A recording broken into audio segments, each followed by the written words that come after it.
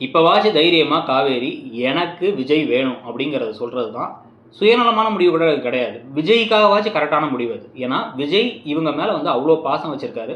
அவ்வளோ தூரம் வந்து இவங்க கூட சேரணும்னு நினைக்கிறாரு. காதலோடு உட்காந்துருக்காருன்னு தெரியும். அவரை காயப்படுத்தக்கூடாதுங்கிறது தான் இவங்களுடைய முக்கியமான பிரதானமான ஒரு முடிவாக இருக்கணும். ஆனால் அதை விட்டுட்டு இந்த கதையை இழுக்கிறதுக்காகவும் இந்த கதையை எப்படி எடுத்து போகிறது அப்படின்னு தெரியாததுக்காகவும் இப்போ எப்படி பண்ணுறாங்க அப்படின்னா திருப்பி உங்களை பிரித்து வச்சுக்கலாம் அப்படின்னா தான் நல்லாயிருக்கும் அப்படின்னு நினைக்கிறாங்க. யார் நல்லா இருக்குன்னு அது சொன்னோம் அப்படிங்கிறது எனக்கு புரியல.